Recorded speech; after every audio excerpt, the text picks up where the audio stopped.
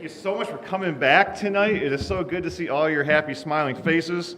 Now we got some sunshine out there today, huh? How about that? And we got air conditioning in here, praise the Lord. So we're glad you're here. Luke chapter 9. Last week, we had a message about this place. I know we normally say, remember everybody, the church isn't a building. The church isn't a building. It's true, we are the church. But yet, this is a special place. We come here. There's no place like this. And this is what we want to talk about. And I'm thankful because Sunday night, out of all the services we all come here for, Sunday morning, Sunday night, Sunday school, Wednesday night prayer meeting, other stuff, this is my one and only service with the kids. And so I'm so thankful that the kids here, and I'm thankful that the adults, you bring the kids, and I think it's a wonderful thing. Kids will never learn how to sit in church until they learn to sit in church. And I think this is an awesome thing. They aren't just our future, they're our now. You know, they are the church with us. And as we talk about church and our services, they should associate this place with joy, with belonging, with the presence of God. I'm so encouraged how last week's message was received. And I just thank you for all the encouragement there. We're going to build upon that because there's two ditches that we have to watch out for as we consider our gathering place, our services, this building, right? One ditch is this, it's reverence without warmth, okay? Meaning that this place turns into a museum. Don't touch, just look, keep your voices down. Don't, be really careful. I used to say grandma's house. I say it's like grandma's house. Like but I've watched my kids at grandma's house and I realized, okay, this is a terrible analogy, okay? Maybe when I grew up, but grandmas nowadays, they let you get away with murder, okay? So, I'm talking about reverence without warmth. It's very stuffy and you're just... The other one would be warmth without reverence, where this place then becomes our second living room. You kick off your shoes, put your feet up. I don't know about you all. I mean, you can judge me for this all you want, but you do whatever you want in your house. Sometimes the living room is a place for naps. Sometimes it's a place for WWE wrestling, okay? And I don't mean on TV. I don't have any of those channels. I'm talking about between me, Lincoln, Levi, and the toughest one, Lydia, I mean, you're on the floor. Somebody takes an elbow off the top rope, which is the back of the couch. And sometimes that happens, okay? Am I the only one? Are we the only family that does this? I doubt it, okay? And so there's a difference, the reverence without warmth and warmth without reverence, and neither is our goal, okay? But the issue is, and this is where a lot of discord can come from, because kind of whatever side you tend to fall on, you'll accuse the other side of being the far extreme, right? Oh man, you just want this place to be reverent, it needs to be very stuffy, and the other times, like, this place is a circus, that's a three-ring circus, And we don't want any of those. What we want is for everybody to feel welcome without teaching them that everything revolves around them, around our comfort. It really brings us to our scripture tonight. Look at Luke chapter 9 in verse 23 and 24. Just a couple verses tonight. We're going to make some application here. I'll give you the context in a little bit. I don't want to cherry pick scripture without giving the context. And we'll tell you where I believe the Spirit of God is leading us tonight.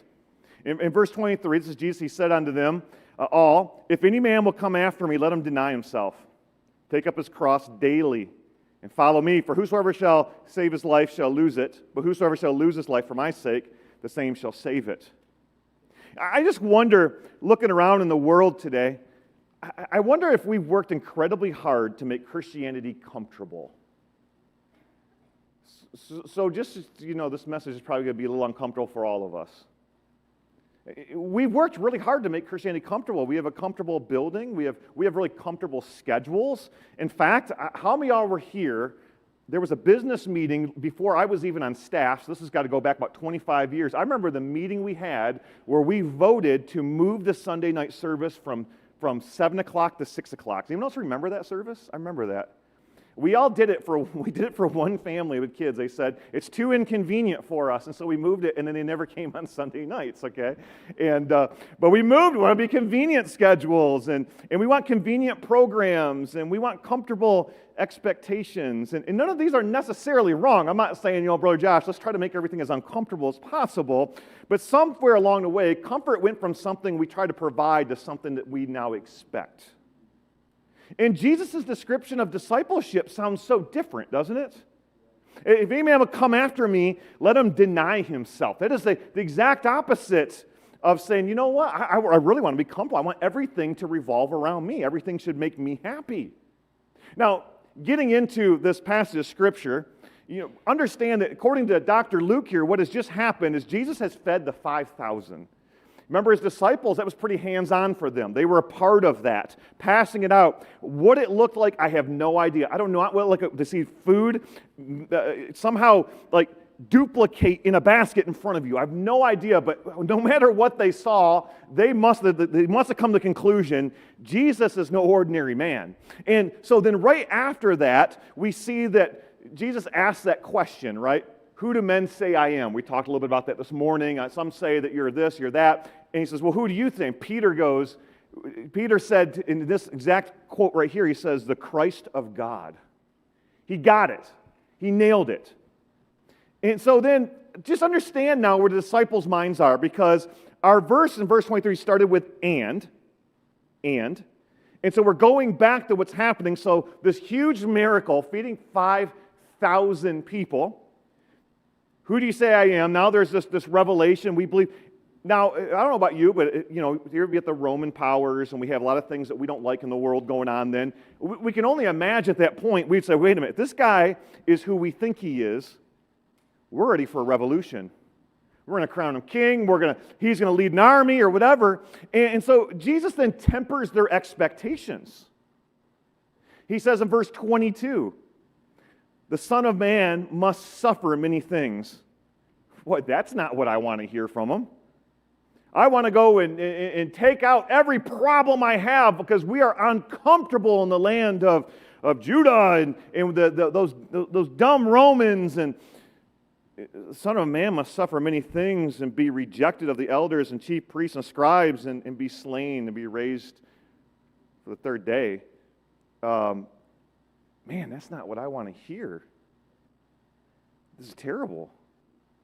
And so our text starts with and I believe what Jesus is telling them, say, okay, look, you want to follow me, there's a cost. I want you to understand this. If you want to be a disciple, don't expect a different path than mine. This isn't like some of the institutions made by man where it's like, look, I'm going to need you to suffer. I'm going to need you to work hard. I'm going to need you to sacrifice. But the fat cats at the top, they're doing fine.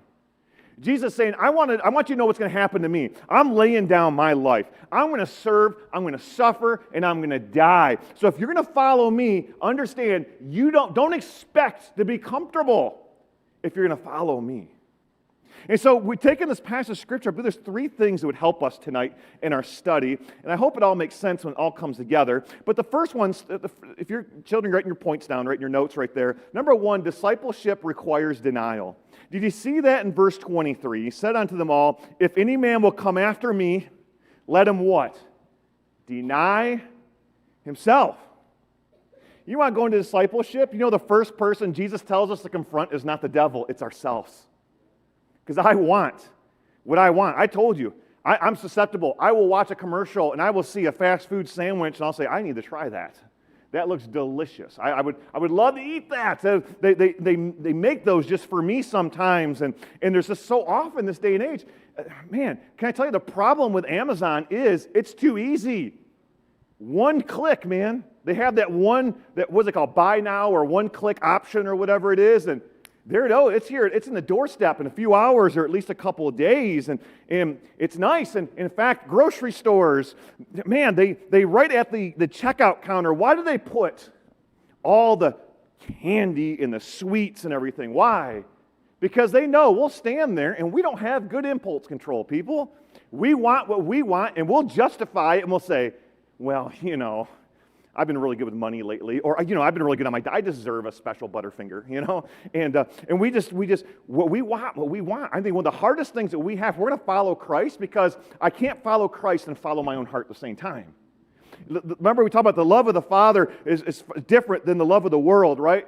John says, don't love the world. The love of the Father is not in you. It means you don't love the Father. If you love the world, you got to choose. Because the world's going this way, God's going this way. In the same way, my heart's going this way, my heart's going this way. And it'd be good for us sometimes to understand, we just got to tell ourselves no sometimes. And this isn't denying that you exist or deliberately, you know what, I'm going to make every decision today to purposely make myself miserable. That's not what we're talking about. Denying yourself is denying the right to always get your way. You can't always get your way. And Jesus gets to be Lord even when following him is uncomfortable. And so the problem here, and this, listen to me very carefully. This is one of those messages I can get myself in a lot of trouble with, so please listen carefully what I'm about to say. Our culture trains children the exact opposite direction. And I've noticed this raising young children in this world now. Now, I think it was different growing up. I mean, the world didn't revolve around children, the family. It's amazing how where everybody, the schedules of the household revolves around the children. Oh, we have this practice on this day, then we got a game this day, and then we got to have kids over to this thing for this. It's too much. But the whole family is let's rally around the children.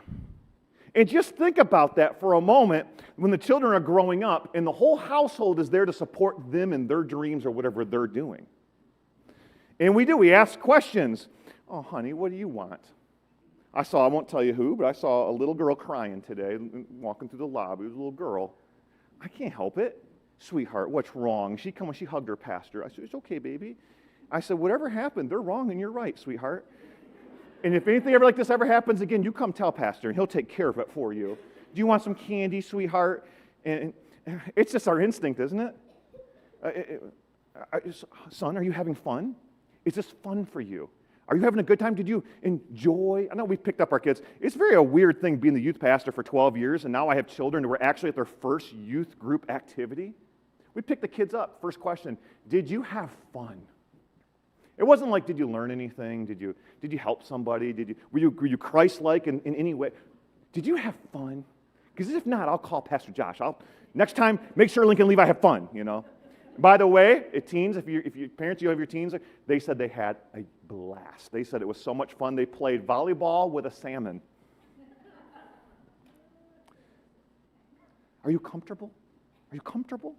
Now, these questions aren't always wrong, but they cannot be life's highest meaning. I get it. Listen, VBS is 1 week. 1 week we revolve everything around kids. Fun, fun, fun. We want to make sure they're having an exciting time. And by the way, they're still learning things and memorizing Scripture and getting the gospel, but there's a big prize. And the problem is, that can't be the norm. And I think of a generation of Christians have grown up, and that has become the norm. And we have VBS for adults all around the world now, and they call it church, right? Where there's, Lord Josh brought in a smoke machine just for the VBS, right? And he was like, Pastor Todd, we have a fog machine. You've noticed I have not fired it up during any services, right? No light shows. Like I said, I did have a light show this morning, but that's as far as we're going to get. See, and in case you're not following me, it's okay? Just listen really carefully what I'm saying. The problem is when we make comfort our top priority, then we believe that discomfort means something is wrong. And the Lord tells us if we are going to follow Him, we are going to suffer persecution. We're going to have tribulation by following the Lord. But if we raise our children to just put them in a bubble where they're always their comfort and their likes and their, this is one of my pet peeves, and it even happens in my home. I think kids should eat whatever the adults are eating, okay? When they're a certain age, you don't make special meals for kids, okay? Because they grow up and they're picky, and you go to there's nothing worse than having an 18-year-old at a restaurant going, can I get chicky tenders? Can I get chicky tendies? Can I get some nugs? It's like, eat chicken parm or something. Like, eat a man, Get a steak, Don't you guys, I can't afford it, but, where am I at with this, Oh, so what happens is then we grow up and all of a sudden it's like, wait a minute. I'm experiencing this new feeling. What is this?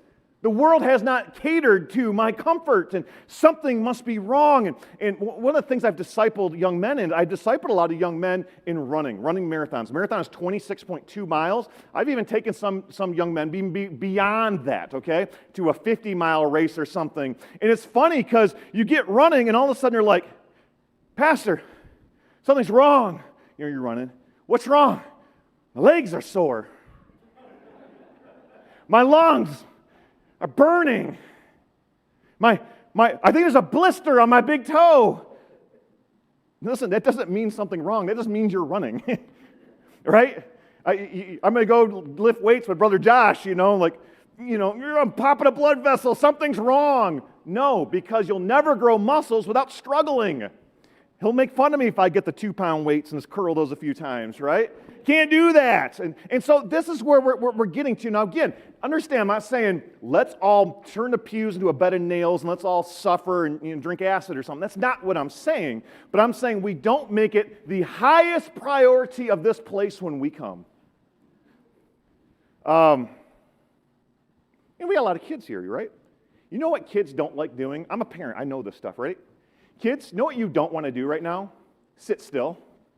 How many of y'all got ants in your pants? And if you could, you'd get up and run a lap around the auditorium right now if you could. Yeah, a lot of you adults too, right? You know what also you don't want to do? You don't want to listen. You don't want to listen. Right now, you want to go climb something. I remember when I was a younger teenager, I'd sit in these front pews, and I would visualize myself parkouring up into the baptistry. I would picture it in my head. This, I go, whew, whew. Now in my 40s, I think about taking a nap after this, but we get that, right? But we don't do it, right? And sometimes church isn't designed around what you want to do. And you say, the adults are like, yeah, get them, preacher, get those kids. Adults, our wants are just more mature. You know, there's one thing as Baptists we can all agree on. The temperature is wrong in this building. There's one thing we can agree on. We can look back at Brother Dean in the sound booth and go, I'm not comfortable. It's too hot in here. And the ladies would go, it is freezing in here. It is a meat locker in here. All right. I'm either going to split the church or I'm going to fix every problem we've ever had. Let me get a drink of water first. All right, let me get down lower. Okay. Look, here's what we're going to do, just so everybody knows. In the summer, the thermostat stays at 72, okay? You may say, that is too cold, and you may say, that is too hot, and then we'd split the room right there. That's what it is. And next Wednesday, that is what it will be. And then Sunday morning, that is what it will be. Unless, now if it's 90 outside, it might be a little different. Maybe we have an AC go down. Maybe I have back, maybe it's a little different. But that is what we're aiming for, so be prepared. Okay? But sometimes we get so upset. In fact, we see Christians so upset about the temperature. I was telling Brother Dean, I said, what is it going to be like when we're at the wedding banquet with all the saints of all time, and the first century Christians are like, man, we suffered for Jesus. Man, we were beheaded. We were burnt at the stake. We were filleted alive. And we're like, well, I got chili in church, you know. And I'm not trying to make fun. I know that's just my personality. I look like I'm making fun of it. I probably shouldn't be. I'm just uncomfortable, okay? But in the same way, sometimes well, this should accommodate me. And we try to accommodate the most. But sometimes it's just not going to work. In fact, I get up here, I get very sweaty. I bring water up here, and I have my little sweat rag. My son goes, is that the same sweat rag you've been using for years? He goes, somebody should probably wash that. I said, yeah, probably, right? I mean, listen, there may come a time, hold your breath, there may come a time, I don't know, I'm not planning on it, I hope it never happens. I hope I don't have to do this, I'll say this, okay? There may come a time that we may, just to accommodate the growth in here, we may have to pull out, and by the way, I think these are the most comfortable pews in history of independent fundamental Baptist churches. Dare I say, these are the best pews. I may have to pull them out and put chairs in here, okay? I don't want to, okay? Now, there's no biblical precedence or anything like that. And I know you may say, but wait a minute, I love pews. Good for you. It is what it is, and sometimes we just don't get our way because it's not about us and what we want and our comfort. Sometimes it just is. You can't go to Brother Josh and say, Brother Josh, next Sunday morning, the Lord has laid upon my heart a song. I want to do the special next Sunday. Just because you want to sing next Sunday doesn't mean you get to sing. It's happened before in here. I've sat in a pew and go, oh my goodness, right? Listen, it doesn't work that. Maybe you say, you know, I want to teach. I want to teach. Not everybody that wants to teach gets to teach. What I'm trying to say is adults, we don't get to do something just because we want to. And we have to be okay with that because, again, the church, Jesus didn't die and bleed for this place so we get to do whatever we want to do. When did we get the idea that it's all about us? When Jesus said, deny yourself. Oh, I know what I want. Now I have to deny myself. Now, just in case you're sitting in your pew going, yeah, he's the pastor. He gets to do everything he wants. Let me tell you about this thing called deacons.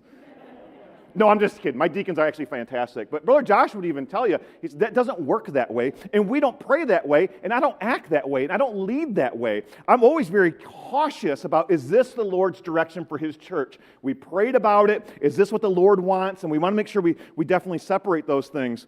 And I was even teasing, I was at a preacher's meeting last week. I said, here's what I want. I've been in the ministry for 21 years. I want like a 6-month amnesty window where I can do whatever I want and nobody can say no.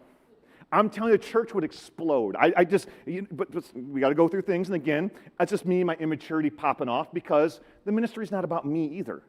We all have our place to serve, and we all have to deny ourselves.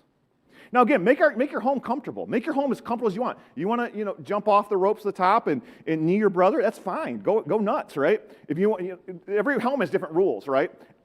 At home, we have 3 young kids. My wife thought it was a good idea to buy a white couch. And it's still pretty white because the kids aren't allowed to eat on it. I'm allowed to eat on it, and I get in trouble sometimes. If you eat on your couch, fine. That's great. But let's make this place a place of worship. And worship means sacrifice. And we want to sacrifice for the one that saved us. So we're going to try the best we can. I can tell you what, the sound booth would probably fall down dead if we went somebody out there and say, you know what? Thank you for trying your best to accommodate everybody here. It can't be easy. Thank you. Thank you for Brother Josh for picking songs, because not every song is going to be your favorite song, but that's fine. We're not singing to you. We want to, but we try to do the best that we possibly can. Jesus says we got to come here and we got to deny ourselves, that we don't always get our way. But look at number 2. You're taking notes. The discipleship requires a cross. He says we deny ourselves. Okay, we talked about that. Well, then take up your cross daily. This takes the message so much deeper. The cross wasn't just uncomfortable. It was an instrument of death. Jesus isn't advertising Christianity as a path of maximum convenience. He's calling ourselves to die daily. You see that one surprising word Jesus threw in there? Daily. Daily. Man, I could almost get with this if he didn't put that word in there. Daily. That means discipleship means daily death. This isn't just missionaries going to Africa. This isn't just one heroic sacrifice. This isn't one revival decision. This is ordinary Tuesday Christianity. My schedule. That's a hard one for me. I don't know about you all. That's a hard one for me. I'm a planner. I'm an organizer. I have a calendar. I have plans. I want to do something in a certain order, a certain way, and then something comes across and messes up my schedule. That bothers me. And the Lord reminds me, He goes, no, don't worry about that. That was your calendar. That was your schedule. Die to it. My schedule, my money, my preferences, my body, my plans, die daily. See, the Christian life isn't hard because God is so cruel to us. The Christian life is hard because self refuses to die quietly. I've always wondered as a pastor, and I'll be a little transparent with you. You can get mad at me later, that's fine.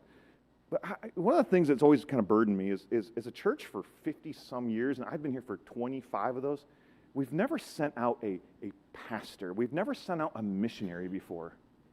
I've always wanted that. I want to have a missionary that was like sent out from Oxbow Lake. We would support you. We'd be so excited. And we've just never done that. And you say, well, maybe the Lord's never called, and that's fine. Maybe it is. But maybe we taught that the cross is merely it's just an inconvenience. Maybe we were teaching comfort more than self-denial. Because to go out to the missions field, I can't imagine more sacrificing than that. I'm giving up my future. I'm giving up my everything to go off to the mission field. If you want to talk about comfort, and my son Lincoln will tell you, if you've never been out of the country on a missions trip, there is this initial culture shock that you will hit when your plan lands, and you don't understand the language, the customs, you don't understand the exchange rates, you don't understand the way people are dressed, and they're all looking at you because you're the weirdo that doesn't look like anybody else, and there's this, I can't imagine living in that daily. I can't imagine it. But maybe we've just taught the cross as just an inconvenience rather than it is a death to self. say, Lord, I need you to live. But thirdly, you're taking your notes down, kids. Discipleship requires following. Jesus says, let a man deny himself, take up his cross daily, then follow me. See, this is the goal. Please don't get this is not about being uncomfortable just to be uncomfortable. This is not what we're talking about. It's not rules for rules' sake. It's all about following Jesus, but it keeps us out of both ditches. We don't say, well, church should be miserable because suffering makes us spiritual. And neither do we say church should accommodate every preference because we want everybody happy. We say, whatever helps us follow Jesus today, that's what we'll do. I had the weirdest thing. I wasn't going to bring this up. It's not in my notes. I had the weirdest thing happen this morning. I'm a man of routine. I love routine, and my routine was shattered today.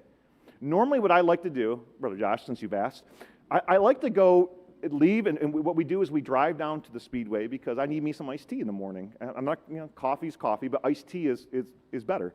And en suite, of course. And then I always did a breakfast sandwich, and I know this, I am not an expensive taste kind of guy. I think a breakfast sandwich from a gas station tastes better than McDonald's, okay? Just my opinions, okay? And so I go in there, and I go to get my normal breakfast sandwich I get every single week, and it wasn't there. And I told the attendant, I said, hey, what's going on? We didn't order it, didn't get delivered, and I'm like, oh man, okay, fine. I'll just get a donut when I get to church. I have my donut. I get to church. Where's the donuts? Where are they? Help! Where's the donuts? And it's just my whole morning is just like, all right, Lord, it's gonna be one of those days. And I got down my office, and again, so normally what I like to do is during your Sunday school hour, I'll turn on I can listen through online, I can listen to what's going on here. I spend some time in prayer and just wrestle with the Lord and just spend some time with Him. And I've been doing this for so long, my prayers kind of had the same outline to them. Lord, I want you to fill this church up today. Lord, I want every seat full.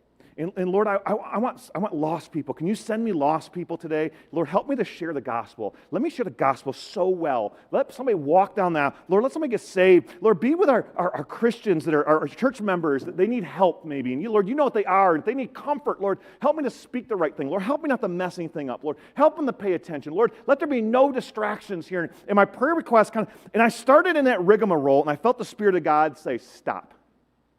And I stopped. And my prayer got real short and real simple. Lord, disregard everything I just said. Lord, I have one prayer. Let me please you today.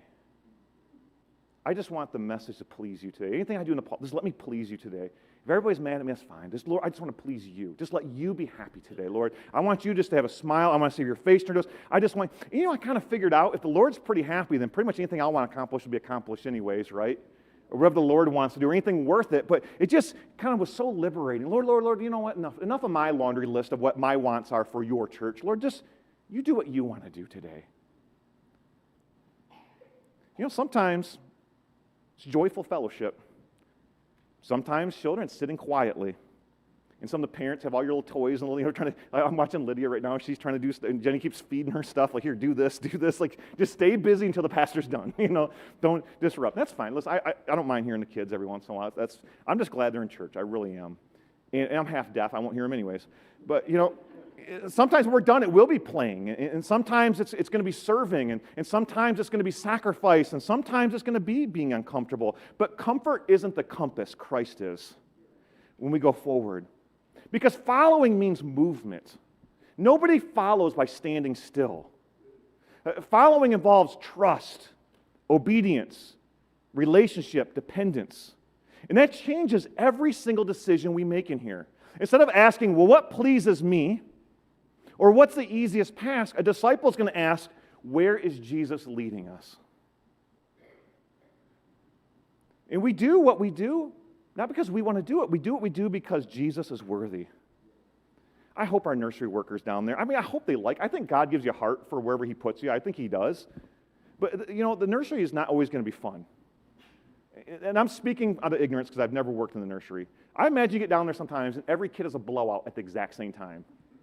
And then there's sometimes, we're talking about nursery, there's kids that just, mom and dad dropped them off and they don't want to be dropped off. And they're all screaming their heads off. I think some of you nursery workers have been bit before. it's not always going to be fun. You know, you may come here, you may have some problems with somebody else in the church. Maybe me, Brother Josh. Maybe something happened and you find us to be difficult. You're not going to forgive them because it's easy. You do what you do because Jesus is worthy. Jesus never said, come after me and I'll make you comfortable. He says, deny yourself. He says, take up your cross. He said, follow me. That's where he would have us. And if we would take that mentality when we come into God's house, we come to worship, that we come in here thinking, what can I give? What can I serve? Who can I bless rather than, Brother Josh better not sing that hymn again. I hate that song. I'd rather the choir sing this. Miss Hannah, she better play that piano just right. I can't stand it when it does this. And boy, I tell you what, it better be 75 degrees in here. It better be 60. I mean, some of you guys would like it like, you better sit on a block of ice in here, you know. Yes. You know, and listen, variety is the spice of life. We're all different, and we're going to do the best we can. But man, what a different mentality it is to say, Lord, this is for you. Lord, let me please you today. We're going to do the best that we possibly can.